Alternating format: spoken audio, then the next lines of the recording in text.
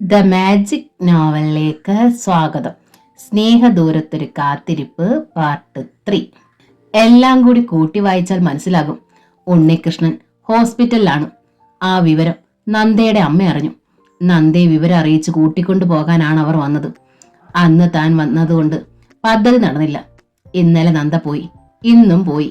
ഹരിക്കൊന്നും മനസ്സിലായില്ല. ഉണ്ണികൃഷ്ണൻ അസുഖമാണെങ്കിൽ ആ വിവരം രേവതി ടീച്ചർ എന്തിനു നന്ദയെ അറിയിക്കണം? എന്തിനവളെ കൂട്ടിക്കൊണ്ടു പോകണം? അവർ തമ്മിൽ പിരിഞ്ഞതാണ്. കോടതി അവരെ പിരിച്ചതാണ്. നന്ദ ഇന്ന് തന്റെ ഭാര്യയുമാണ്. പിന്നെന്തിന് രേവതി ടീച്ചർ വന്നു? നന്ദ എന്തിനു പോയി? നന്ദ വന്ന അന്നത്തെ രീതിയായിരുന്നില്ല പിറ്റേന്ന് മുതൽ. പിറ്റേന്നവൾ തന്റെ വീടുമായി ഇണങ്ങിയതുപോലെ തോന്നിയിരുന്നു. മക്കളോടുള്ളതുപോലെ തന്നോട് അടുപ്പം കാട്ടാൻ തുടങ്ങിയിരുന്നു. പക്ഷേ മെനഞ്ഞാന്ന് രാത്രി രേവതി ടീച്ചർ വന്നത് മുതൽ നന്ദ ആകെ മാറിപ്പോയിരുന്നു. അസ്വസ്ഥമായിരുന്നു ആ മുഖം അപ്പാടെ. ഇന്നലെ ഔട്ടിങ്ങിന് കൂടെ പോന്നപ്പോഴും ഒക്കെ കാട്ടിക്കൂട്ടലാണെന്ന് ഇടയ്ക്കിടെ തോന്നിപ്പോയിരുന്നു. ഒക്കേക്കും കാരണം ഇതാണ്. ഉണ്ണികൃഷ്ണൻ അയാൾ ഹോസ്പിറ്റലിലാണ്. ഹരി സെല്ലിൽ വീട്ടിലേക്ക് വിളിച്ചു. ചേച്ചമ്മ ഫോൺ എടുത്തു. നന്ദയെ വിളിക്ക്. മോൾ ഇവിടെ ഇല്ല ഹരിമോനെ. എവിടെ പോയി? വീട്ടിലോട്ടാന്നാ പറഞ്ഞേ. ഇന്നലെ വീട്ടിൽ പോയതല്ലേ? ഇന്ന് പോകുന്ന കാര്യം പറഞ്ഞില്ലായിരുന്നല്ലോ. ഇപ്പൊ വരും മോനെ, അല്ലെങ്കിൽ വീട്ടിലോട്ടൊന്ന് വിളിച്ചാ മതിയല്ലോ, ചേച്ചമ്മ പറഞ്ഞു. ആ, അയാൾ അറക്കലേക്ക് വിളിച്ചു. ഹരിയാണ്. ആ ശബ്ദത്തിലെ ഗൗരവം രേവതി ടീച്ചറിനെ ഒന്ന് ഉലച്ചു. നന്ദ ഒന്ന് വിളിക്ക്, ഹരി ശബ്ദ നിയന്ത്രണത്തോടെ പറഞ്ഞു. നന്ദ അവൾ പോയല്ലോ. ഹോസ്പിറ്റലിലേക്കാണോ? എന്റെ ഈശ്വര, ഇവൾ ഹരിയോടെല്ലാം പറഞ്ഞോ? ആ രേവതി ടീച്ചർ വിക്കി. ഹരി സെൽ ഓഫാക്കി. രേവതി ടീച്ചർ കൂടുതൽ ഭയന്നു. ഹരിയുടെ ശബ്ദത്തിൽ അസാധാരണമായൊരു ഗൗരവം ഉണ്ടായിരുന്നു. തന്നെ വിളിക്കുമ്പോൾ ഇതിനു മുമ്പ് ചെയ്തിരുന്ന മര്യാദകളൊന്നുമില്ലാത്തൊരു കോൾ. നന്ദ എവിടെ പോയി? ഹോസ്പിറ്റലിലേക്ക് പോയിട്ടുണ്ടാവും അവൾ. ഹരിയോട് പറഞ്ഞിട്ടോ പറയാതെയോ? താനാണ് കാരണക്കാരിയെന്ന് ഹരി അറിഞ്ഞിട്ടുണ്ട്. അതാണ് തന്നോട് സംസാരിച്ചപ്പോൾ ആ ശബ്ദത്തിന് കനമുണ്ടായത്. രേവതി ടീച്ചർ കൂടുതൽ തളർന്നു. ഫോണിനരികിൽ തന്നെ കുത്തിയിരുന്നു പോയി. ടോണിയെ അരികിൽ വിളിച്ച് നിർദ്ദേശങ്ങൾ നൽകിയിട്ട് ഹരി താഴേക്കിറങ്ങി. ഭിത്തി കെട്ടിക്കഴിഞ്ഞിരുന്നു. പ്ലാസ്റ്റിക് ആണ് 2ാം നിലയുടേത്. താഴെ എത്തി അയാൾ കാറിൽ കയറി നേരെ വീട്ടിലേക്ക്. ശ്രീനിലയത്തിന്റെ ഗേറ്റ് കടന്നു. കാർ പോർച്ചിലിട്ടു. ചേച്ചമ്മ വാതിൽ തുറന്നു കൊടുത്തു. മോള് വന്നില്ല മോനെ, ചേച്ചമ്മ പറഞ്ഞു. ആ, ഹരി തന്റെ റൂമിലേക്ക് പോയി. ചെന്ന പാടെ അയാൾ കിടന്നു. ഡ്രസ്സോ ഷൂസോ ഒന്നും അഴിക്കാതെ. നന്ദയെക്കുറിച്ച് വെറുതെയെങ്കിലും മോശമായി ചിന്തിക്കാൻ അയാളുടെ മനസ്സ് മടിച്ചു. കാരണം ചുരുങ്ങിയ ദിവസം കൊണ്ട് തന്നെ നന്ദ ഈ വീടിനുള്ളിലാകെ പ്രഭ ചൊരിയുന്ന വിളക്കായിരുന്നു. രാവിലെ പോകാനും വൈകുന്നേരം എത്രയും നേരത്തെ വീട്ടിലെത്താനുമൊക്കെ ഒരു ഉത്സാഹവും തിടുക്കവും ഒക്കെ തന്റെ ഹൃദയത്തിലുണ്ടായിരിക്കുന്നു. അത് ആ പ്രകാശത്തിന്റെ പ്രഭ തട്ടിയിട്ടാണ്. പക്ഷേ ഇതെങ്ങനെ തനിക്ക് ക്ഷമിക്കാൻ കഴിയും? അഡ്ജസ്റ്റ് ചെയ്യാൻ കഴിയും? അവൾ എത്രയും വേഗം മറക്കട്ടെ എന്ന് താൻ ഉള്ളൊരുകി പ്രാർത്ഥിക്കുന്ന ആ ഒരുവനെ കാണാൻ അവൾ പോയിരിക്കുന്നു. അറിയണം എന്തിനെന്ന്. കൈയോടെ പിടികൂടണം. സത്യം പറയിക്കണം. താൻ വിഡ്ഢിയായിക്കൂടാ. പല്ലുകൾ കടിച്ചു പിടിച്ച് ഹരി കിടന്നു. ഓട്ടോറിക്ഷയിൽ തന്നെയാണ് നന്ദ അന്നും വന്നത്. ഗേറ്റ് കടന്ന് അകത്ത് വന്നപ്പോഴോ നടുങ്ങിപ്പോയി അവൾ. പോർച്ചിൽ ഹരിയുടെ കാർ. വാതിൽ തുറന്നപ്പോൾ ചേച്ചമ്മ പറഞ്ഞു, മോൻ വന്നിട്ടുണ്ട്, കിടക്കുവാ. ഒത്തിരി നേരം ആയോ ചേട്ടത്തി? ഇപ്പൊ വന്നതേ ഉള്ളൂ. മോളെ ചോദിച്ചു.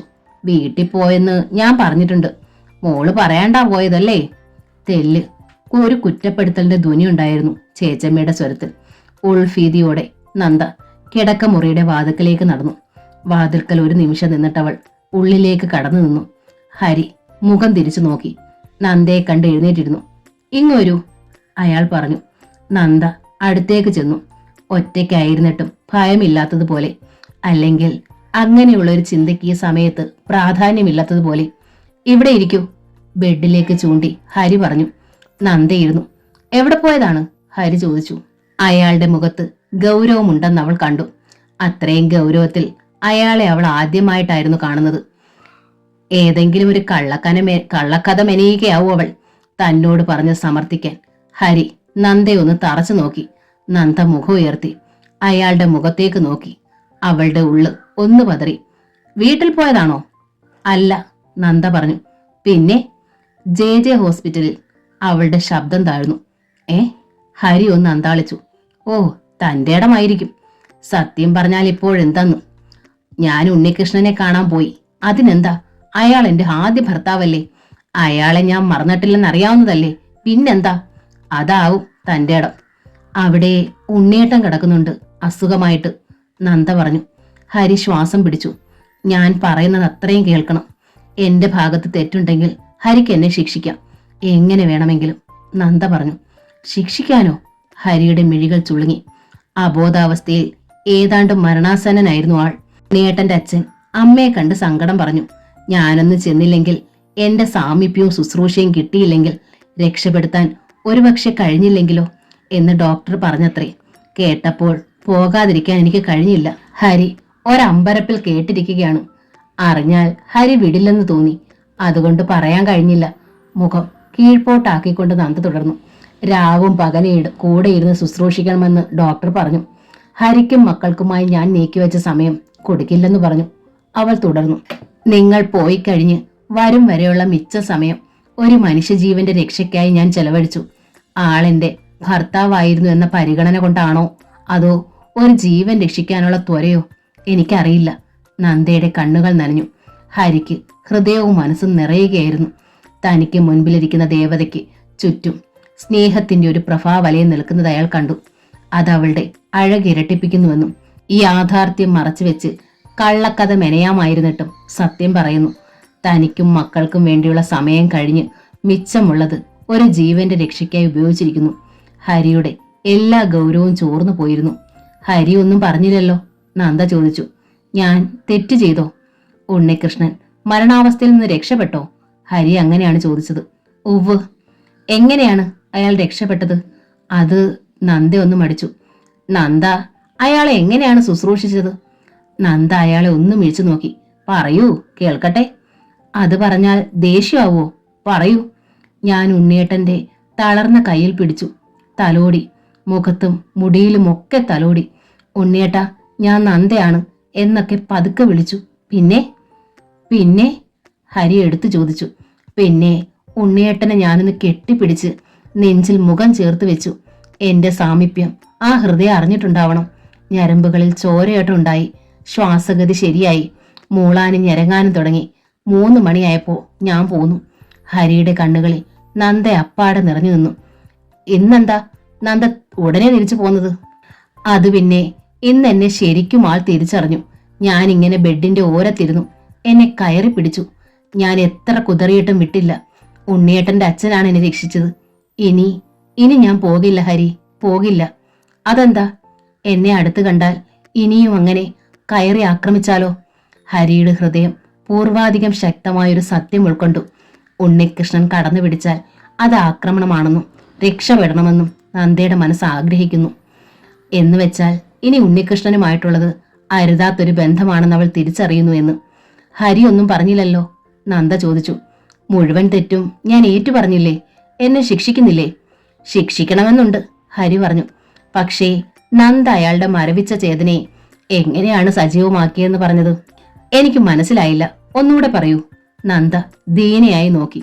പറയൂ, ഹരി നിർബന്ധിച്ചു. മരവിച്ചിരുന്ന കൈവെള്ളയിൽ ഞാൻ എന്റെ കൈ ചേർത്ത് വെച്ചു. എങ്ങനെ? ഹരി തന്റെ കൈ നീട്ടി കാണിച്ചു. എങ്ങനെ? ഒന്ന് കാട്ടിത്തരൂ. നന്ദ ആശങ്കയോടെ നോക്കി. അല്ലാതെ ഞാൻ എങ്ങനെ മനസ്സിലാക്കും നന്ദ, ഒന്ന് കാട്ടിത്തരൂ. മടിച്ചു നന്ദ തന്റെ വലതുകരം ഹരിയുടെ കൈവെള്ളയ്ക്ക് കമർത്തി വെച്ചു. മെല്ലെ മെല്ലെ തലോടി. പറയൂ. പിന്നെ? ഇങ്ങനെ നെഞ്ചിലും നെറ്റിയിലും മുടിയിലും തലോടി. ഉമ്മ വെച്ചു. ഹരി തന്റെ മുഖം നീട്ടിപ്പിടിച്ചു. നന്ദ പിന്നോക്കം ഒന്ന് നീങ്ങിപ്പോയി. കാണിച്ചു തരൂ നന്ദ, നിർബന്ധ സ്വരമായിരുന്നു അയാൾക്ക്. അയാളുടെ കണ്ണുകളും മുഖവും നാസികാഗ്രഹവും ഒക്കെ ചുമക്കാൻ തുടങ്ങിയിരുന്നു. നന്ദയുടെ വിറയാർന്ന കരം അയാളുടെ തോളിലൂടെ മുഖത്തേക്കും മുടിയിഴകളിലേക്കും ഒഴുകിയിറങ്ങി. നെറ്റിയിൽ അവൾ അതരങ്ങൾ അമർത്തി. അവളുടെ സാമീപ്യം, ഗന്ധം, നനവാർന്ന അതരങ്ങളുടെ സ്പർശനം, കൈത്തലത്തിന്റെ ലാളനകൾ, ഇതിലധികം പിടിച്ചു നിൽക്കാൻ കഴിഞ്ഞില്ല ഹരിക്ക്. അയാളുടെ കരങ്ങൾ അവളെ ആഞ്ഞു പുലുകി. അതരങ്ങളോടൊട്ടി. എന്താണ് സംഭവിക്കുന്നതെന്ന് ഒരു നിമിഷം കഴിഞ്ഞാണ് നന്ദയ്ക്ക് ഉൾക്കൊള്ളാൻ കഴിഞ്ഞത്. ഹരി ആവശ്യപ്പെട്ടിട്ടും നന്ദ മടിച്ചതും ഇങ്ങനെ ഒന്നിന് ഭയന്നാണ്. പക്ഷേ താൻ തെറ്റ് ചെയ്തു എന്ന് മനസാക്ഷി വല്ലാതെ കുറ്റപ്പെടുത്തുകയായിരുന്നു ഇതുവരെ. അതുകൊണ്ടാണ് നിർബന്ധിച്ചപ്പോൾ സത്യസന്ധമായി തന്നെ തുറന്നു പറഞ്ഞത്. എന്താണ് താൻ അവിടെ ചെയ്തതെന്ന് വാക്കുകൊണ്ടും പ്രവൃത്തി കൊണ്ടും. പക്ഷേ ഹരി നന്ദ ഒന്ന് പിടഞ്ഞു. ഒരു നിമിഷത്തിനുള്ളിൽ തന്നെ അയാളിൽ നിന്ന് കുതറി മാറി. പിന്നെ ഒരു ഉൾക്കിടിലത്തോടെ നന്ദ ഇറങ്ങി ഓടി. അടുത്ത മുറിയിൽ കയറി വാതിൽ വലിച്ചടച്ചു. ഹരി കേട്ടു അകത്ത് പൊട്ടി തുറന്നുള്ള കരച്ചിൽ. സ്തബ്ധനായി നിന്നു അയാൾ. ഷേ! അയാൾ തലക്കടിച്ചു. പിന്നെ തിരികെ മുറിക്കുള്ളിലേക്ക് കയറി കിടക്കയിലേക്ക് വീണു. നന്ദ കരഞ്ഞു ഒരുപാട്. കുറേയേറെ കണ്ണീരൊഴുക്കിയപ്പോൾ വല്ലാത്തൊരാശ്വാസം തോന്നി. എന്നിട്ടൊന്ന് വിശകലനം ചെയ്തു. എന്തിനാണ് താൻ കരഞ്ഞത്? അയാൾ കയറി പിടിച്ചതിനോ അതോ അയാളെ അനുസരിക്കാൻ കഴിയാത്തതിനോ? നന്ദയ്ക്ക് അതിന് ഉത്തരം കിട്ടിയില്ല. ഒന്നവൾക്ക് മനസ്സിലായി. ബന്ധം പിരിഞ്ഞെങ്കിലും ഇപ്പോഴും മനസ്സ് അംഗീകരിക്കുന്നത് ഉണ്ണികൃഷ്ണനെയാണ്. എന്നാലോ അവിടെയും പൂർണ്ണത കിട്ടുന്നുണ്ടോ? ഇല്ല. താൻ ഉണ്ണിയേട്ടനെ തൊട്ടു, തഴുകി, ഉമ്മ വെച്ചു. പക്ഷേ ഉണ്ണിയേട്ടന്റെ കൈകൾ തന്നെ പരിരംഭണം ചെയ്ത ആദ്യ നിമിഷത്തിൽ തന്നെ തന്റെ മനസ്സത് നിരാകരിച്ചു. തീർച്ച അതാണ് കുതറി ഓടിയത്. ഹരിയെ തന്റെ മനസ്സ് അംഗീകരിച്ചിട്ടില്ല. എന്നാലും ഉള്ളിന്റെ ഉള്ളിലിരുന്ന് ആരോ മന്ത്രിക്കുന്നുണ്ട്. അയാൾ തന്റെ ആരൊക്കെയോ ആണെന്ന്, അയാൾക്ക് തന്നിൽ പരമാധികാരമുണ്ടെന്ന്. അതുകൊണ്ടാണ് ചെയ്ത തെറ്റുകൾ ഏറ്റുപറയാമെന്ന് കരുതിയതും. പക്ഷേ അതിങ്ങനെ ഒരു രംഗത്തിൽ കലാശിക്കുമെന്ന് തീരെ പ്രതീക്ഷിച്ചതല്ല. ഒക്കെ ചെയ്തു കാട്ടാൻ പറഞ്ഞത് ഈ ഉദ്ദേശം ഉള്ളിൽ വെച്ചുകൊണ്ടായിരുന്നു. ഒരവസരത്തിന് വേണ്ടി ആൾ കാത്തിരിക്കുകയായിരുന്നു. ചേച്ചമ്മ അടുത്തു വന്നു. ഇതെന്താ കുഞ്ഞെ, ഒന്നും കഴിക്കണ്ടായോ? പട്ടിണി കിടക്കുന്ന എന്തിനാ? ഹരി പോലും വേണ്ടാന്ന്. നന്ദ മിണ്ടിയില്ല. എഴുന്നേറ്റ് ചെന്നുമില്ല. ഹരിയെ കഴിപ്പിക്കാൻ ശ്രമിച്ചതുമില്ല. 3:30 സ്കൂൾ ബസ് ഗേറ്റിങ്കിൽ വന്നു. അക്കുവും അഖിലും ബസ്സിനുള്ളിൽ വെച്ചേ നോക്കി. ഗേറ്റിങ്കിൽ അമ്മയില്ല, സിറ്റ് ഔട്ടിലും ഇല്ല. പകരം ചേച്ചമ്മ നിൽക്കുന്നു. അഖിൽ മുഖം വീർപ്പിച്ചു. അക്കുവും. 2 പേരും ബാഗുകളും വാട്ടർ ബോട്ടിലും താഴെയിട്ടു. എന്നിട്ട് സോഫയിലേക്ക് കയറി കുത്തിയിരിപ്പായി. മക്കള് വാ, യൂണിഫോം മാറണ്ടേ? ചേച്ചമ്മച്ചി എന്തൊക്കെയോ മക്കൾക്ക് തിന്നാനുണ്ടാക്കി വെച്ചേക്കെന്നറിയാമോ? ഉണ്ണിയപ്പം, കായ വറുത്തത് ഇഷ്ടം പോലെ കഴിച്ചോ. ചേച്ചമ്മ നായത്തിൽ അടുത്തുകൂടി. ഉണ്ണിയപ്പം എനിക്ക് വേണ്ട, അഖിൽ പറഞ്ഞു. കായ വറുത്തതും വേണ്ട. എനിക്കും വേണ്ട, അക്കു പറഞ്ഞു. മക്കൾക്ക് പിന്നെ എന്തുവാ വേണ്ടേ? അമ്മ എന്തിയേ? അക്കുവിന് സങ്കടം പൊട്ടി. ഇതാണോ കാര്യം? അമ്മ ഇവിടെ ഉണ്ടല്ലോ, എന്നിട്ട് ഗേറ്റിങ്കിൽ വന്നില്ലല്ലോ. അത് അമ്മയ്ക്ക് ക്ഷീണമായിട്ട് കിടക്കുന്നത് കൊണ്ടല്ലേ. അക്കു അഖിലിനെ ഒന്ന് നോക്കി. അഖിൽ അക്കുവിനെയും. ഇരുവരും എഴുന്നേറ്റു. അഖിൽ ഒറ്റ പാച്ചിൽ വലതുകാൽ വലിച്ചു വലിച്ച്. അക്കുവും പിന്നാലെ ഓടി. ഇരുവരും ആദ്യം ചെന്ന് നിന്നത് ഹരി കിടക്കുന്ന മുറിയിൽ. അച്ഛാ! ഇരുവരും അടുത്ത് ചെന്നു. ഹരി മുഖം തിരിച്ചു നോക്കി. അമ്മ കിടക്കുവാന്ന് പറഞ്ഞിട്ട് എവിടെ? കാണുന്നില്ലല്ലോ. അപ്പുറത്തെ റൂമിലാ മക്കളെ, ഹരി പറഞ്ഞു. 2 ആളും നന്ദ കിടക്കുന്ന മുറിയിലെത്തി. അഖിൽ ബെഡിലേക്ക് വലിഞ്ഞു കയറി. അമ്മയ്ക്ക് എന്താമേ ക്ഷീണം? എന്നാ പറ്റി? അഖിൽ നന്ദയുടെ മുഖത്തും ദേഹത്തും ഒക്കെ തൊട്ടു നോക്കി. അക്ക് വന്ന് ബെഡിനോട് ചേർന്ന് നിന്നു. എനിക്ക് ഇന്നാള് പനി വന്നപ്പം ക്ഷീണം പോകാൻ ഡോക്ടർ തന്ന ടോണിക്ക് ഇച്ചിരി മിച്ചമുണ്ട്, അതെടുത്തോണ്ട് വരാം. അത് കുടിച്ചാ ക്ഷീണം മുഴുവൻ പോകുമെന്നാമേ ഡോക്ടർ പറഞ്ഞത്. അഖിൽ കുതിച്ച് ചാടിയിറങ്ങി. നന്ദയ്ക്ക് മനസ്സ് കുതിർന്നുപോയി. നന്ദ അവനെ പിടിച്ച് തനിക്കരികിലേക്ക് ചേർത്ത് നിർത്തി. അക്കുവിനെ പൊക്കി മടിയിൽ വിരുത്തി. ആരാ പറഞ്ഞത് അമ്മയ്ക്ക് ക്ഷീണമാന്ന്? ചേച്ചമ്മച്ചി. ചേച്ചമ്മച്ചി ചുമ്മാ പറഞ്ഞല്ലേ നിങ്ങളെ പറ്റിക്കാൻ, നന്ദ പറഞ്ഞു. അഖിലിന്റെ മുഖം തെളിഞ്ഞു. സത്യ? അക്കു ചോദിച്ചു. സത്യം. നന്ദയ്ക്ക് വിഷമം തോന്നി. 3:30 ആയതോ കുട്ടികൾ വന്നതോ താൻ അറിഞ്ഞില്ല. അവരെ കൂടി താൻ വിഷമിപ്പിച്ചു. നന്ദ കണ്ണും മുഖവും നന്നായി തുടച്ചു. എന്നിട്ട് അവരെയും കൂട്ടി നടന്നു. അവരുടെ യൂണിഫോം മാറ്റി ചായയും പലഹാരങ്ങളും നൽകി. അത് കഴിഞ്ഞപ്പോൾ അവർക്ക് പാഠങ്ങൾ പറഞ്ഞു കൊടുക്കാനിരുന്നു. ഹോംവർക്ക് ചെയ്യാൻ സഹായിച്ചു. വൈകുന്നേരം ചേച്ചമ്മ പോയി. രാത്രിയിൽ കുട്ടികൾക്ക് ആഹാരം കൊടുത്ത് നന്ദ ഉറക്കി. ഹരി അപ്പോഴും നന്ദയെക്കുറിച്ച് തന്നെ ഓർത്തു കിടക്കുകയായിരുന്നു. അയാളുടെ നെഞ്ചിലും അധരങ്ങളിലും കൈത്തണ്ടയിലും അപ്പോഴും നന്ദയുടെ ശരീരത്തിലെ ഇളം ചൂടുള്ളതുപോലെ. അവളുടെ ഗന്ധം അയാളെ ആകെ ചൂഴ്ന്നു നിൽക്കും പോലെ. മനസ്സും ശരീരവും ആ ചൂട് വല്ലാതെ ആഗ്രഹിച്ചു പോകുന്നു. എല്ലാ ശബ്ദങ്ങളും കാറ്റിൽ പറന്നു പോകുന്നു. രാത്രി വളരെ വൈകിട്ടും ഉറക്കം കൺപോളകളിലേക്ക് എത്തി നോക്കുന്നില്ല. ഹരി വളഞ്ഞു പിരിഞ്ഞു കിടന്നു. സിഗരറ്റ് പുകച്ചു. ഇല്ല, ഉറങ്ങാനാവുന്നില്ല. ഒടുവിൽ അയാൾ രണ്ടും കൽപ്പിച്ച് വാതിലിന്റെ കുറ്റിയെടുത്തു. കിടക്കമുറിയിലേക്ക് കടന്നു. അയാൾ സ്തംഭിച്ചുപോയി. നന്ദ കിടക്കയിലില്ല, മുറിയിലുമില്ല. കുട്ടികൾ ഉരുണ്ട് താഴേക്ക് വീഴാതിരിക്കാൻ തലയണ കൊണ്ട് തട വെച്ചിരിക്കുന്നു. നന്ദ എവിടെ? ഹരി അപ്പുറത്തെ റൂമിന് മുമ്പിലെത്തി. ഉള്ളിൽ ലൈറ്റുണ്ട്. നന്ദ അതിനുള്ളിലാണ്. അവൾ ഉറങ്ങിയിട്ടുമില്ല. ഹരി ശ്വാസം പിടിച്ചു നിന്നു അല്പസമയം. പിന്നീട് വാതിലിൽ മുട്ടി. നന്ദ വാതിൽ തുറന്നു. ശ്വാസം തള്ളലോടെയാണ് നന്ദ നിൽക്കുന്നത്. വിജൃംഭിച്ച് പൊട്ടാറായ മട്ടിൽ ഹരിയും. എന്നെ ഭയന്നിട്ടാണ് നന്ദ ഇതിനുള്ളിൽ അടച്ചിരിക്കുന്നതല്ലേ? ഹരി ചോദിച്ചു. ആ സ്വരത്തിൽ അടങ്ങിയിരിക്കുന്ന ഇടർച്ച നന്ദ അറിഞ്ഞു. മക്കളെ തനിച്ചാക്കി ഈ മുറിയിൽ കിടന്നാൽ നന്ദയ്ക്ക് ഉറങ്ങാനാവുമോ? നന്ദ മുഖം കുനിച്ചു. ഹരി മുറിക്കുള്ളിലേക്ക് കയറി. നന്ദയുടെ മിഴികളിൽ ഭയം ദൃശ്യമായി. രാത്രിയാണ്. കുട്ടികൾ രണ്ടു ഉറക്കം. മറ്റാരും ഈ വീട്ടിലില്ല. എന്താണ് ഹരിയുടെ ഉന്നം? നന്ദ ഈ വീട്ടിലേക്ക് വന്നത് എന്ത് കണ്ടീഷനിലാണെന്ന് എനിക്കറിയാം. ആ കണ്ടീഷൻ നന്ദ വലിച്ചെറിയുന്ന നിമിഷം കാത്താണ് ഞാൻ ഇപ്പോൾ ഓരോ ദിവസവും തള്ളി നീക്കുന്നത്. കാരണം നന്ദ ഈ വീട്ടിലേക്ക് മാത്രമല്ല വന്നത്, എന്റെ ജീവിതത്തിലേക്കാണ്, എന്റെ ഹൃദയത്തിലേക്കാണ്. നന്ദ കൂടുതൽ തളരുകയാണ്. നന്ദ എന്നെ ഹൃദയത്തിൽ ഉൾക്കൊണ്ട് കഴിഞ്ഞേ ഞാൻ തൊടൂ എന്ന് പറഞ്ഞത് മറന്നിട്ടില്ല. പക്ഷേ എന്റെ ഹൃദയം അടങ്ങുന്നില്ല. നന്ദ ഉണ്ണികൃഷ്ണനെ തൊട്ടു, തലോടി, ഉമ്മ വെച്ചു എന്നൊക്കെ പറഞ്ഞപ്പോൾ സത്യത്തിൽ ഞാൻ ആ ഉണ്ണികൃഷ്ണനാണെന്ന് ഒരു നിമിഷത്തേക്കെങ്കിലും സങ്കല്പിച്ചു പോയിരിക്കാം. തെറ്റാണോ എന്ന് ഞാൻ എന്നോട് തന്നെ ചോദിക്കുന്നു. സ്വയം നിന്ദിക്കാനും ശ്രമിച്ചു. പക്ഷേ നന്ദ പറയൂ, ഞാൻ ചെയ്തത് തെറ്റായിരുന്നോ? ഹരി പറഞ്ഞു. തെറ്റാണെങ്കിൽ നന്ദയ്ക്ക് എന്നെ ശിക്ഷിക്കാം. പക്ഷേ ഇങ്ങനെ പിണങ്ങി കഴിയരുത്, പട്ടിണി കിടക്കരുത്. ഇതൊന്നും എനിക്ക് സഹിക്കാനാവില്ല. ഹരിയുടെ ശബ്ദത്തിൽ വേദനയുടെ പുകച്ചിലുണ്ടായിരുന്നു. ഞാൻ പിണങ്ങിയില്ല, അവൾ പറഞ്ഞു. സത്യം? നന്ദ ശബ്ദം താഴ്ത്തി പറഞ്ഞു. എന്റെ മക്കളുടെ അച്ഛനല്ലേ നിങ്ങൾ? എനിക്ക് നിങ്ങളെ ഇഷ്ടമാണ്. ഹരി പെട്ടെന്ന് അവൾക്കരികിലേക്ക് നീങ്ങി നിന്നു. അവളുടെ മുഖം കൈക്കുടനയിലെടുത്തു. അയാളുടെ അകക്കാമ്പിലെ ആനന്ദത്തിന്റെ ആന്തോളനങ്ങൾ മുഖത്ത് പ്രതിഫലിച്ചു. എങ്കിൽ ആ ഇഷ്ടത്തിന് പകരം ഒരു സമ്മാനം തരട്ടെ? നന്ദ മിഴികൾ താഴ്ത്തി. സമ്മാനം എന്താണെന്ന് അറിഞ്ഞിട്ട് തന്നെ. ഹരിയുടെ അതരങ്ങൾ നന്ദയുടെ നെറ്റിയിൽ അമർന്നു. ഒതുക്കാനാവാത്ത സ്നേഹത്തിന്റെ ബഹിർസ്ഫുരണമായ ആദ്യ ചുംബനം. നന്ദ എതിർത്തില്ല, അനങ്ങാതെ നിന്നു. ഹരി മുഖമുയർത്തി. അയാൾക്ക് മനസ്സിലായി അവൾ തന്നെ അനുസരിക്കുകയായിരുന്നുവെന്ന്. അയാൾ പിന്മാറി. എങ്കിലും ഹരിയുടെ മനസ്സ് തെളിഞ്ഞു തന്നെയിരുന്നു. അനുകൂലിച്ചില്ലെങ്കിലും സഹകരിച്ചില്ലെങ്കിലും അവൾ എതിർത്തില്ലല്ലോ. അയാൾ സംതൃപ്തനായിരുന്നു. വരൂ, ഊണ് കഴിക്കണ്ടേ? ഉച്ച മുതൽ പട്ടിണിയല്ലേ? ഹരി ചോദിച്ചു. ഹരിയും ഒന്നും കഴിച്ചില്ലല്ലോ. വരൂ. നന്ദ അയാളെ ഊണുമുറിയിലേക്ക് ക്ഷണിച്ചു. ഇരുവരും പരസ്പരം വിളമ്പി സംസാരിച്ചുകൊണ്ട് കഴിച്ചു. ഉറങ്ങാൻ ചെല്ലുമ്പോൾ ഇരുവരുടെയും മനസ്സ് ശാന്തമായ പ്രതലമായിരുന്നു. നന്ദ അഖിലിന്റെയും അക്കുവിന്റെയും തടവെച്ചിരുന്ന തലയണ മാറ്റി പിന്നെ അവരെ പൊതിഞ്ഞു കിടന്നു. ഹരി തന്റെ പതിവ് മുറിയിലും. പിറ്റേന്ന് തന്നെ ഹരി താൻ കിടക്കുന്ന മുറിക്ക് പുറത്തു നിന്നൊരു കുറ്റിയും കൊളുത്തും വെച്ചു. ഇനി നന്ദയ്ക്ക് രാത്രിയിൽ ഭയക്കാതെ കിടന്നുറങ്ങാമല്ലോ. അയാൾ ഒട്ട് തമാശയായും കുറെ കാര്യമായും പറഞ്ഞു. നന്ദ ചിരിച്ചതേ ഉള്ളൂ. നമുക്ക് വീട് വരന്നു പോയാലോ? അവൾ ചോദിച്ചു. ഹരി അവളെ നോക്കി.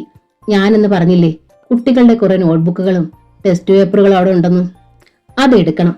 പിന്നെ എന്റെ വണ്ടി എടുക്കണം. വണ്ടിയോ? അതെ, ലീവ് ഇനി 2 ദിവസം കൂടിയേ ഉള്ളൂ. തിങ്കളാഴ്ച മുതൽ എനിക്ക് സ്കൂളിൽ പോകണ്ടേ? ഓ, അങ്ങനെ ഒരു കാര്യമുണ്ടല്ലോ. ഹരി നന്ദയുടെ കാലിലേക്ക് നോക്കി. സ്കൂളിൽ പോകുന്നതിന് മുമ്പ് നന്ദയുടെ കാലിൽ പ്ലാസ്റ്റർ അഴിക്കണ്ടേ? പോകുന്ന വഴിക്ക് നമുക്ക് ഹോളി ഫാമിലി ഹോസ്പിറ്റലിൽ ഒന്ന് കയറാം. നന്ദ ചിരിച്ചുപോയി, തെല്ലുറക്കി.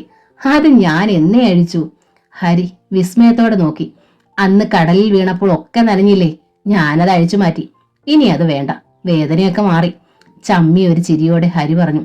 ഭാര്യയുടെ കാലിലെ പ്ലാസ്റ്റർ ഉണ്ടോ ഇല്ലയോ എന്നറിയാത്ത ഭർത്താവ്. ഹരി അത് പറയുമ്പോൾ നന്ദ വീണ്ടും ചിരിച്ചുപോയി. എന്നാലും ലേശം ചട്ടുണ്ട്. ഹരി നന്ദയുടെ കണ്ണുകളിലേക്ക് നോക്കി. ഞാനൊരു സ്വാർത്ഥത പറയട്ടെ? നന്ദ മൂളി. നന്ദ സ്കൂളിൽ പോകണ്ട, ജോലി രാജിവെക്കുക. കുട്ടികൾ ഞാനും വരുമ്പോൾ സ്വീകരിക്കാൻ ഇവിടെ കാത്തിരിക്കുക. പൂമുഖവാതിൽക്കൽ സ്നേഹം തുളുമ്പുന്ന പൂന്തിങ്കളായിട്ട്. അതൊരു പാട്ടല്ലേ? അതെ, പക്ഷേ ഓരോ പുരുഷനും ആഗ്രഹിക്കുന്ന ഒരു സത്യവുമാണത്. നന്ദ ഹരിയെ സാകൂതം നോക്കി. അല്ല, നന്ദ ജോലിക്ക് പോയാൽ കുട്ടികൾ വരുമ്പോൾ അവർക്കത് ബുദ്ധിമുട്ടാവില്ലേ? അതാ ഞാൻ പറഞ്ഞത്. നമുക്ക് ജീവിക്കാനുള്ള പണം ഞാൻ ഉണ്ടാക്കുന്നുണ്ടല്ലോ. പണത്തിനു വേണ്ടി മാത്രമല്ലല്ലോ നമ്മളെല്ലാം ചെയ്യുന്നത്. നന്ദ പറഞ്ഞു. കുട്ടികൾക്ക് വിഷമം ഉണ്ടാകാതെ ഞാൻ പ്രശ്നം പരിഹരിച്ചാ പോരെ? എങ്ങനെ? 3:30 അവർ ബസ്സിൽ വരുന്നില്ല. പകരം ഞാൻ എന്റെ കൈനറ്റിക് ഹോണ്ടയിൽ പിക്ക് ചെയ്യുന്നു. ഞങ്ങൾ ഒരുമിച്ച് വരുന്നു. Okay, fantastic. എനിക്കിങ്ങനെ ഒരു ഐഡിയ തോന്നിയതേ ഇല്ലല്ലോ. അയാൾ പറഞ്ഞു. ശരി, ആദ്യം വണ്ടി എടുക്കുക എന്ന പ്രോഗ്രാം നടക്കട്ടെ.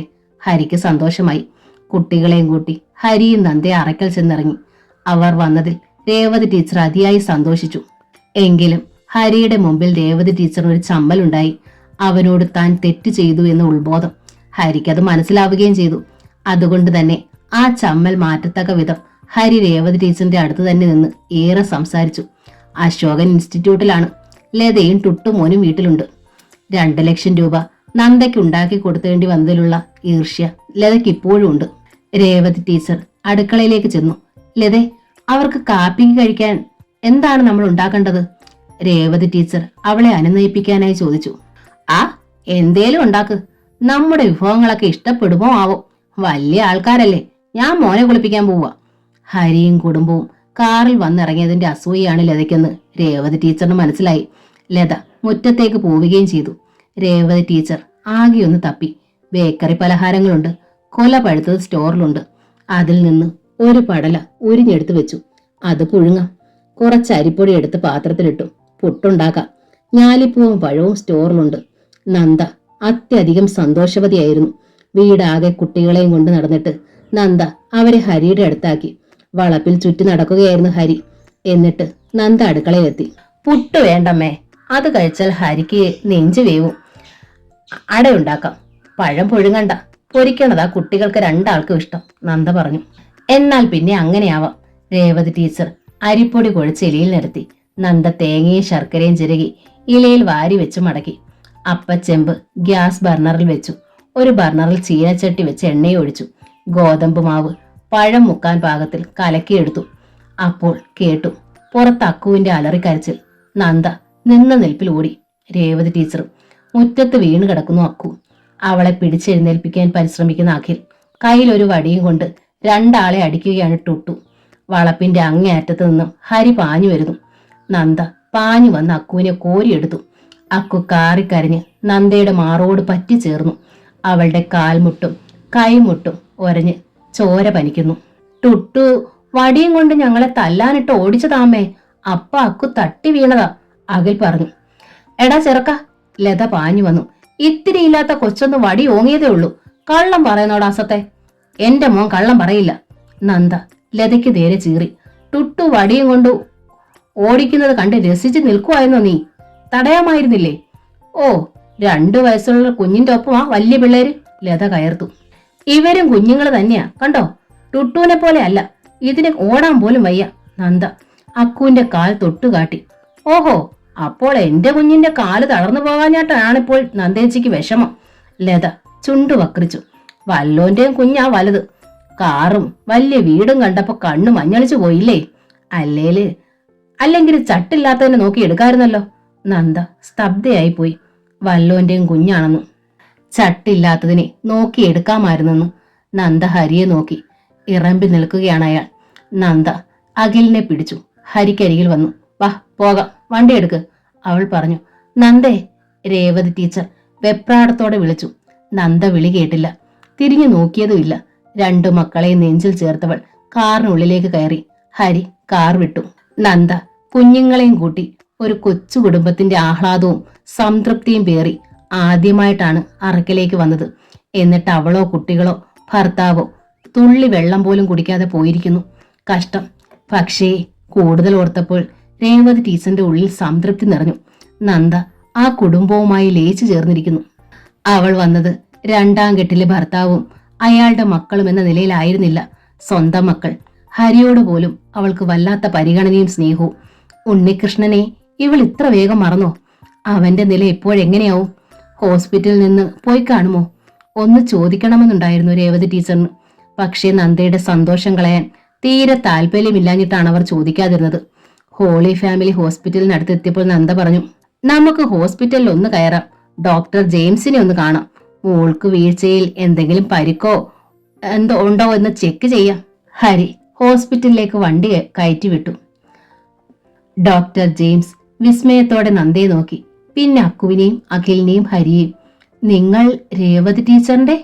ഡോക്ടർ ജെയിംസ് നന്ദയ്ക്ക് നേരെ വിരൽ ചൂണ്ടി. അന്ന് ആ ഓട്ടോയിൽ തട്ടി ഇവിടെ വന്നതല്ലേ? അതെ. അല്ല പിന്നെ നിങ്ങൾ? ഡോക്ടർ ജെയിംസ് കുറുകിയ മിഴികളോടെ ഹരിയെ നോക്കി. ഇതെങ്ങനെ?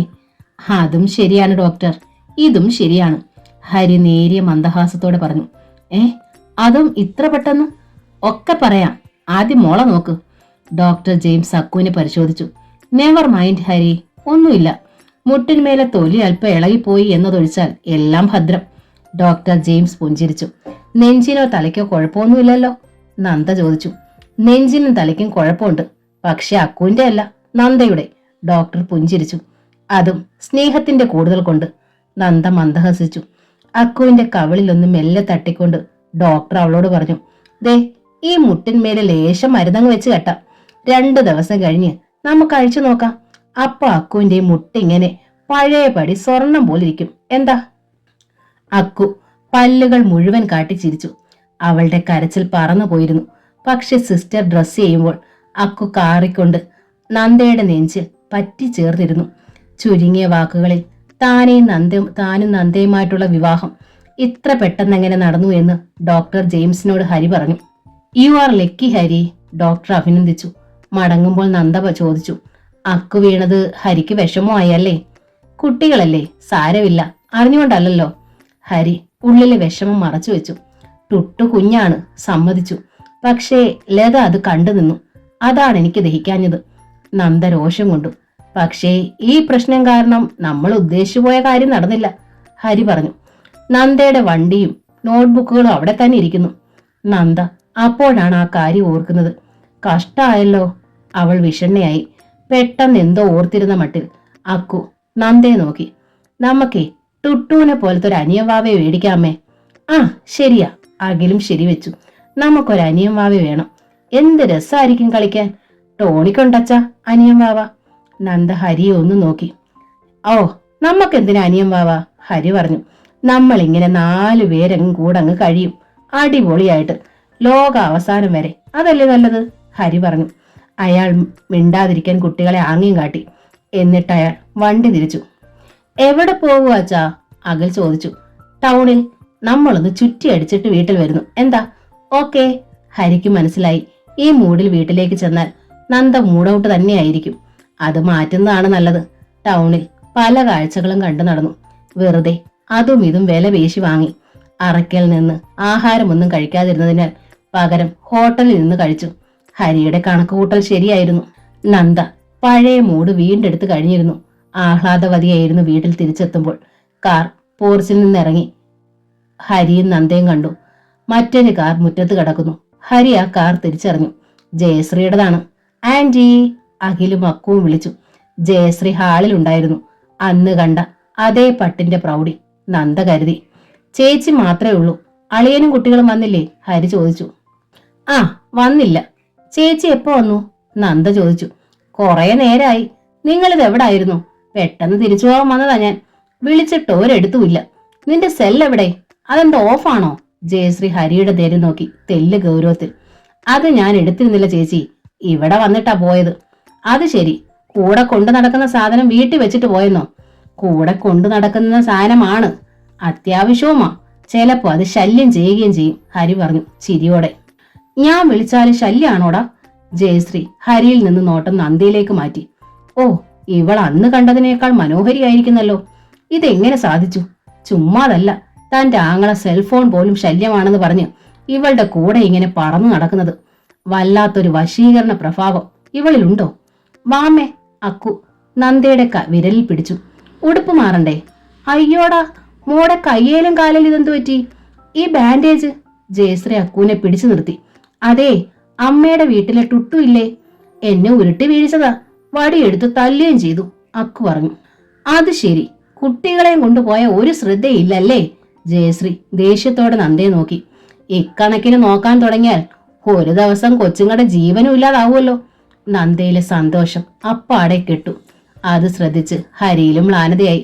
എന്തൊക്കെ പാടുപെട്ടാണ് ഓരോ ദിവസവും താൻ ഈ വീട്ടിൽ വെളിച്ചമുണ്ടാക്കുന്നത്. ചേച്ചി ഇത് എന്ത് ഭാവിച്ചാണാവോ? നന്ദ കുട്ടികളെയും കൊണ്ട് മുറിക്കുള്ളിലേക്ക് നീങ്ങി. കുറച്ച് ദിവസമായില്ലേ കുട്ടികളെ ഒന്ന് കണ്ടിട്ട്? അതുകൊണ്ട് വന്നതാ. നീ ഈ ലോകം ചുറ്റിക്കറങ്ങുന്ന നേരത്ത് അതിലൊന്നും വന്നില്ലല്ലോ, ജയശ്രീ പരിഭവിച്ചു. വരാൻ ചേച്ചി, ഹരി പറഞ്ഞു. ചേച്ചി ഇരിക്കെ, ഞാൻ ഈ ഡ്രസ്സ് ഒന്ന് മാറ്റി വരാം. എടാ, ജയശ്രീ ഹരിയുടെ കയ്യിൽ പിടിച്ചു നിർത്തി. അവൾ എങ്ങനെയാടാ? കൊച്ചുങ്ങളെയൊക്കെ നോക്കുവോടാ? പിന്നെ നോക്കാതെ. പിന്നെങ്ങനെയാടാ അക്കു വീണത്? എടാ, എത്രയായാലും 2ാം തള്ളയാ. പേറ്റുനോ പറഞ്ഞിട്ടില്ലാത്തവളാ. നിന്റെ കണ്ണ് എപ്പോഴും കൊച്ചുങ്ങളുടെ കൂടെ വേണം കേട്ടോടാ. ചേച്ചി ഇതെന്തൊക്കെയാണ് ഈ പറയുന്നത്? നന്ദ കുട്ടികളെ പൊന്നുപോലെയാ നോക്കുന്നത്, എനിക്കറിയാം. ആ, പുത്തനച്ച് പൊരപ്പുറവും തൂക്കും. നിന്റെ കണ്ണിൽ പൊടിയിടാനാ. നീ അത് മനസ്സിലാക്കിയാൽ നല്ലതാ, ജയശ്രീ ഈർഷ്യയോടെ പറഞ്ഞു. ഹരി അകത്തേക്ക് വലിഞ്ഞു. അയാൾ ചെല്ലുമ്പോൾ നന്ദ കുട്ടികളുടെ ഉടുപ്പ് മാറ്റി കഴിഞ്ഞിരുന്നു. അവൾ പിന്നെ തന്റെ മുറിയിലേക്ക് പോയി ഡ്രസ്സ് മാറ്റാൻ. പാൻസ് മാറ്റി ഹരി മുണ്ടുടുക്കുമ്പോഴേക്കും ജയശ്രീ അങ്ങോട്ട് വന്നു. എന്താ ചേച്ചി? എന്താടാ, ഞാൻ വന്നത് നിനക്ക് പിടിച്ചില്ലേ? ജയശ്രീയുടെ ശബ്ദത്തിൽ കനമുണ്ടായിരുന്നു. ചേച്ചി എന്താണ് ഈ പറയുന്നത്? ഒരുത്തിയുടെ മുഖം വീർത്തിരിക്കുന്നു, ജയശ്രീ തുടർന്നു. അന്നേ ഞാൻ പറഞ്ഞതാണ്, ഒരൈശ്വര്യം കെട്ട മുഖം. ചേച്ചി വന്ന കാര്യം പറയേ. പറയാനാ ഞാൻ ഇത്രയും നേരം കാത്തിരുന്നത്. ഹരി നോക്കി. ഒരു 25,000 രൂപ വേണോടാ എനിക്ക്. അത്യാവശ്യമാ. അടുത്ത 1-ാം തീയതി അങ്ങ് തിരിച്ചു തന്നേക്കാം, ജയശ്രീ പറഞ്ഞു.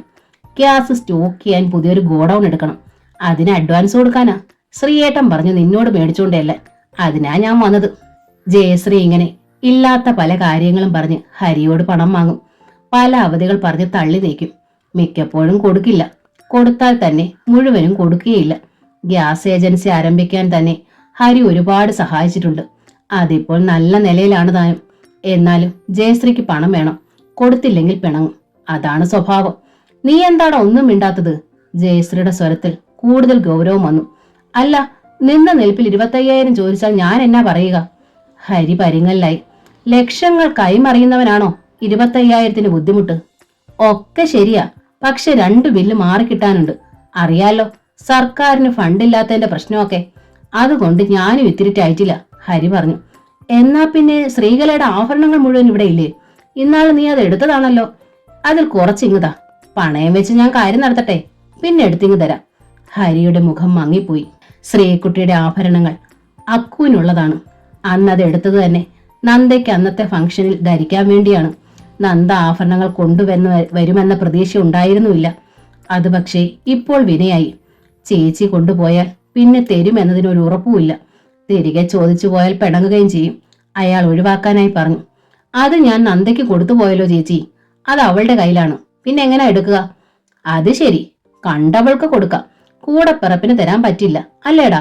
ജയശ്രീയുടെ മുഖം പൂർവാധികം വീർത്തു. അവൾ എഴുന്നേറ്റു, പിണങ്ങി. ഹരിക്കത് മനസ്സിലായി. തൽക്കാലം പിണങ്ങിയാലും പണവും സ്വർണവും ഒഴിവായി കിട്ടുമല്ലോ എന്ന് ഹരി ആശ്വസിച്ചു. ജയശ്രീ നേരെ പോയത് കിച്ചണിലേക്കാണ്. ചേച്ചമ്മ ചപ്പാത്തി ഉണ്ടാക്കുകയാണ്. വെജിറ്റബിൾ കുറുമ കറിയും നന്ദ ചായ എടുക്കുകയാണ്. ജയശ്രീ നന്ദയ്ക്കരികിലെത്തി. വന്ന് കേറിയ പാടെ നീ അവനെ പറഞ്ഞ് ഇത്രയ്ക്കങ്ങ് അടക്കി പിടിക്കുമെന്ന് ഞാൻ കരുതിയില്ല. നീ ആള് കൊള്ളാലോടി, ജയശ്രീ നിന്ദാപൂർവം പറഞ്ഞു. സ്വന്തം കൂടപ്പിറപ്പ് ഞാൻ എന്നാ ചോദിച്ചാലും തരുന്നവനാ. ശ്രീകല ഉണ്ടായിരുന്നപ്പോഴും തരുമായിരുന്നു. അവള് ചത്തിട്ടും തന്നോണ്ടിരുന്നതാ. നിന്റെ മുഖം കണ്ടപ്പോഴേ അവൻ തലയും കുത്തി വീണ മട്ടായി. വല്ലാത്തൊരു വശീകരണ തന്ത്രമാണല്ലോ നിന്റേത്. അല്ല, ഞാൻ അറിയാഞ്ഞിട്ട് ചോദിക്കുക, പെറ്റിട്ടില്ലാതെ നിനക്കെന്നാത്തിനാ ഇത് മുഴുവൻ? വീട്ടിലോട്ട് കടത്താനാ? നന്ദയ്ക്കത് സഹിക്കാനായില്ല. കണ്ണുകൾ തുളുമ്പിപ്പോയി. ചായ എടുക്കുന്നത് നിർത്തി. മിണ്ടിപ്പോയ കരയുന്നത് തന്നെ കള്ളികളുടെ ലക്ഷണമാ, ജയശ്രീ പറഞ്ഞു. നന്ദ അടുക്കളയിൽ നിന്ന് ഇറങ്ങിപ്പോയി. എന്തിനാ ജയമോളെ അതിനോട് ഇങ്ങനെ പറയുന്നേ? അതൊരു മിണ്ടാപ്രാണിയാ, ചേച്ചമ്മ പറഞ്ഞു. ഓ, പുതിയ ഒരുത്തി വന്നപ്പോ നിങ്ങൾക്കും എന്നെ വലിയ പുച്ഛമായി അല്ലേ? ജയശ്രീ ചേച്ചമ്മയോട് കയർത്തു. പിന്നെ അടുക്കളയിൽ നിന്നിറങ്ങി. ഇടയ്ക്ക് ഇങ്ങനെ ഒരിറക്കം വേണം. ഏത് കുടുംബവും കുളമാകും താനെ, ചേച്ചമ്മ പെറുപെറുത്തു. ജയശ്രീ ഹാളിലേക്ക് വരുമ്പോൾ അഖിൽ TV ഓൺ ചെയ്തിട്ട് ഒരു കാർട്ടൂൺ കാസറ്റ് വീഡിയോയിൽ ഇടുകയാണ്. കയ്യിൽ റിമോട്ടും ഉണ്ട്. അക്കു TVയുടെ മുമ്പിൽ തന്നെയുണ്ട്. നോക്കാൻറ്റി, അമ്മ മേടിച്ചതാ എനിക്ക് ഈ കാസറ്റ്. ആന്റി ഇരുന്നോ, കാണാം, അഖിൽ പറഞ്ഞു. അമ്മയോ? ഏതമ്മ? ജയശ്രീ അവന്റെ അരികിൽ സെറ്റിയിലിരുന്നു. ഹേടാ മോനെ, അവൾ അമ്മയൊന്നും അല്ല, രണ്ടാനമ്മയാ. രണ്ടാനമ്മയോ? അഖിൽ നെറ്റി ചുളിച്ചു. അതെന്നതാ വല്യാന്റി? എടാ, നിന്റെ അമ്മ ശ്രീകലയല്ലായിരുന്നോ? ശ്രീയമ്മ ചത്തുപോയില്ലേ? ആ, അതാ പറഞ്ഞത്. നിന്റെ അച്ഛൻ രണ്ടാമത് കെട്ടിക്കൊണ്ടു വന്നതാ ഇവളെ. അതാ രണ്ടാനമ്മയെന്ന് പറഞ്ഞത്. ഇപ്പൊ ഒക്കെ പൊന്നെ, തേനെ, മോനെ എന്നൊക്കെ പറഞ്ഞ് സ്നേഹമായിരിക്കും. പിന്നെയാ തനി നിറം കാണുന്നേ. അതെന്നാ ആന്റി തനി നിറം? എന്ന് വെച്ചാ അവള് നിങ്ങളെ തല്ലാനും വഴക്ക് പറയാനും ഒക്കെ തുടങ്ങും. അമ്മ തല്ലൂ ഞങ്ങളെ? പിന്നല്ലാണ്ട്, ജയശ്രീ അല്പം കൂടി കടുപ്പിച്ചു പറഞ്ഞു. അതുകൊണ്ട് വലിയ അടുപ്പത്തിലൊന്നും പോകണ്ട. അമ്മ അനിയം വാവേം തല്ലുവോ? അക്കു ചോദിച്ചു. അനിയം വാവയോ? ജയശ്രീ നെറ്റി ചുളിച്ചു. അച്ഛ സമ്മതിച്ചിട്ടുണ്ട്, അമ്മ അനിയൻ വാവെ ഞങ്ങൾക്ക് തരുമെന്ന് അഖിൽ പറഞ്ഞു. അതിനവള് പെറ്റിട്ട് വേണ്ടേ? അവളും മച്ചിയാടാ കൊച്ചേ, ജയശ്രീ പരിഹാസത്തോടെ ചോദിച്ചു. മച്ചിയോ?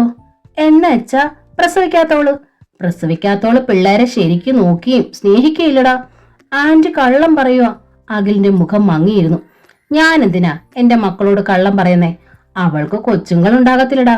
അതുകൊണ്ട് അവളെ അവളുടെ ആദ്യത്തെ ഭർത്താവ് കളഞ്ഞതാ. നിന്റെ അച്ഛന് ഇതിനെ കിട്ടിയോളല്ലോ. കഷ്ടം. എന്തിനാ ജയമോളെ ആ കുഞ്ഞുങ്ങളോട് വേണ്ടാതിനെ പറയുന്നേ? സംഭാഷണം കേട്ടുകൊണ്ടുവന്ന ചേച്ചമ്മ ചോദിച്ചു. ഞാൻ ഉള്ള കാര്യം പറഞ്ഞതാ. അല്ലേല് കണ്ടോ, കുറച്ചു നാളങ്ങോട്ട് നീങ്ങട്ടെ. 10 അമ്മ ചമഞ്ഞാലും പെറ്റമ്മയാകുമോന്നു. ഈ കുഞ്ഞുങ്ങളുടെ കഷ്ടകാലം തന്നെ. അല്ലാതെ എന്നാ പറയാനാ? ജയശ്രീ മുറ്റത്തേക്കിറങ്ങി തന്റെ കാർ സ്റ്റാർട്ടാക്കി.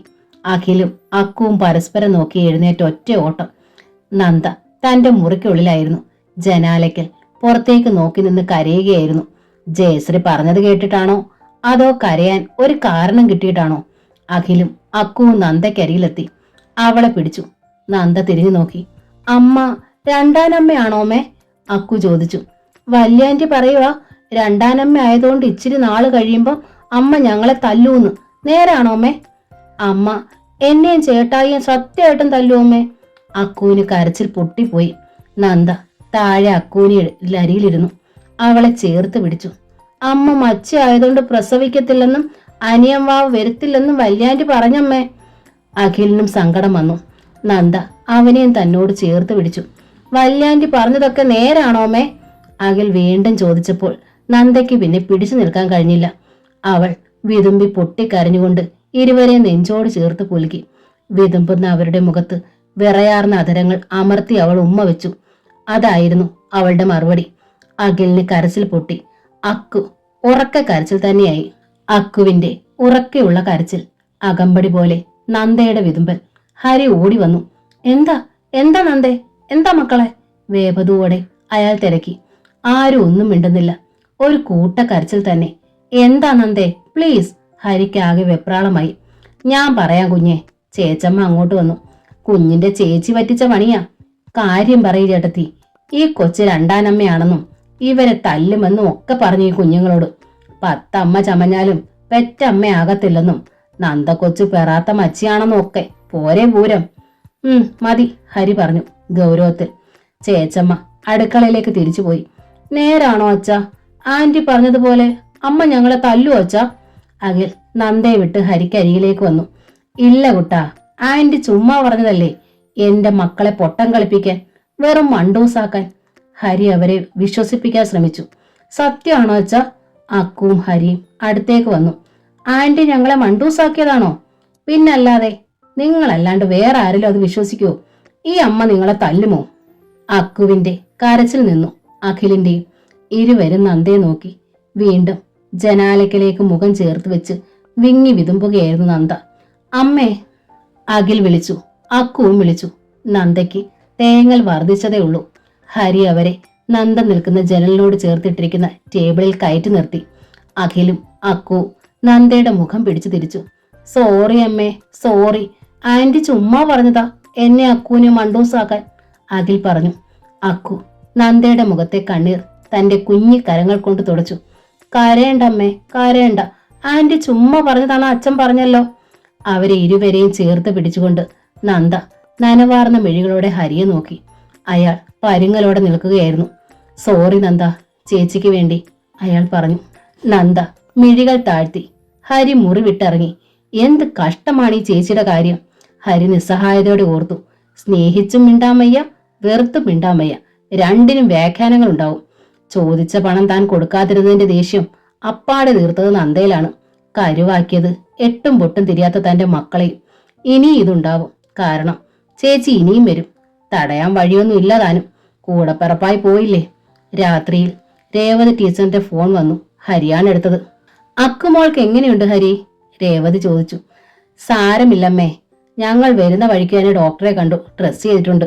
2 ദിവസത്തേക്ക് ഇത്തിരി പ്രയാസം ഉണ്ടാവും, അത്രേ ഉള്ളൂ. ഹോ, ആശ്വാസമായി. രേവതി ടീച്ചർ പിന്നെ മടിച്ചു മടിച്ചു ചോദിച്ചു. ഇനിയെന്നാ നിങ്ങൾ ഇങ്ങോട്ട്? ഞാൻ നാളെ വരുന്നുണ്ടമ്മേ. നാളെ? രേവതി ടീച്ചറിന് സന്തോഷമായി. ഹരിക്ക് ഈർഷ്യയില്ലല്ലോ. സംഭാഷണം നന്ദ കേട്ടിരുന്നു. അവൾ ചോദ്യഭാവേന നോക്കുകയും ചെയ്തു. നന്ദയുടെ വണ്ടിയും ബുക്സും എടുക്കണ്ടേ? നന്ദ വരുന്നോ? ഇല്ല. ഓക്കെ. ഹരി നിർബന്ധിച്ചില്ല. ജയേച്ചി വന്നു പോയതിന്റെ ഹാങ് ഓവർ തീർന്നതേ ഉള്ളൂ. ഇനി മറ്റൊന്നും ഉണ്ടാക്കണ്ട. ഹരി പിറ്റേന്ന് കാറില്ലാതെ തന്നെ പോയിട്ട് അറയ്ക്കൽ നിന്ന് നന്ദ കെട്ടിവെച്ചിരുന്ന ബുക്സ് പാക്കറ്റ് എടുത്ത് കായനറ്റി ഹോണ്ടയുടെ മുമ്പിൽ വെച്ചു. എന്നിട്ട് വണ്ടി ഓടിച്ച് ശ്രീനിലയത്തിലെത്തി. അഖിലിനും അക്കൂനും ആ വണ്ടി വളരെ ഇഷ്ടപ്പെട്ടു. നന്ദ അവരെ ഇരുവരെയും മുമ്പിലും പുറകിലുമായിട്ടിരുത്തി. എന്നിട്ട് റോഡിലൂടെ കുറച്ചു ദൂരം പോയി. നാളെ മുതൽ നമ്മൾ സ്കൂളിലേക്ക് പോകുന്നതും വരുന്നതും ഇതിലാണ്, നന്ദ പറഞ്ഞു. ഹായ്. രണ്ടുപേർക്കും ഇതിൽ ഒരു സന്തോഷം വേറെ ഇല്ലാതായി. തിങ്കളാഴ്ച നന്ദ സ്കൂളിലേക്ക് പോകാൻ ഒരുങ്ങിയിറങ്ങി. ഹരി വാങ്ങിക്കൊടുത്ത ഒരു പുത്തൻ സാരി തന്നെ അവൾ ഭംഗിയായി ധരിച്ചു. കുട്ടികളെ ഒരുക്കി. ഹരിയും അപ്പോഴേക്ക് റെഡിയായി. അയാൾ കാറിൽ കയറി. നന്ദ കുട്ടികളെയും കൊണ്ട് സ്കൂട്ടറിലും. എന്നെയും കൂടി അതിലിരുത്തി സൈറ്റിൽ ദിവസം ഇറക്കാമോ? ഹരി ചോദിച്ചു. പിന്നെന്താ, കയറിക്കോളൂ. ഒരു കൊച്ചു കുടുംബം മുഴുവൻ ഉൾക്കൊള്ളും ഈ വണ്ടിയിൽ. നന്ദ പുഞ്ചിരിച്ചു. ഓക്കെ, ഇന്നില്ല, അടുത്ത ദിവസം. അച്ഛാ, ടാറ്റ. നന്ദയാണ് ആദ്യം സ്കൂട്ടർ ഇറക്കിയത്, പിന്നാലെ കാറും. കുറെ ദൂരം പോയപ്പോൾ ഹരിയുടെ വണ്ടി വഴിതിരിഞ്ഞ് വർക്ക് സൈറ്റിലേക്ക് നീങ്ങി. കുട്ടികളെ രണ്ടുപേരെയും സ്കൂളിന്റെ മുറ്റത്ത് നന്ദ ഇറക്കി. കുറച്ചു കുട്ടികൾ അഖിലിനെ പൊതിഞ്ഞു. ആരാടാ ഇത്? ഇതാണോ നീ പറഞ്ഞ പുതിയ മമ്മി? ടോണി ചോദിച്ചു. ഇതാണ് ഞങ്ങളുടെ അമ്മ, അഖിൽ പറഞ്ഞു. ഇതാ ഞങ്ങളുടെ അമ്മ, അക്കുവും പറഞ്ഞു. ഇനി മുതൽ രാവിലെയും വൈകുന്നേരവും ഞങ്ങൾ വരികയും പോവുകയും ചെയ്യുന്നത് അമ്മയുടെ കൂടാ, അഖിൽ പൊങ്ങച്ചം പോലെ പറഞ്ഞു. Hello aunty. കുട്ടികൾ നന്ദയ്ക്ക് ഹലോ പറഞ്ഞു. നന്ദ തിരിച്ചു. അവർക്കായി നന്ദ കരുതിയിരുന്ന ഒരു പാക്കറ്റും അവൾ അഖിലിന്റെ കയ്യിൽ വെച്ചു കൊടുത്തു. മിഠായി. Hi aunty. Hello aunty.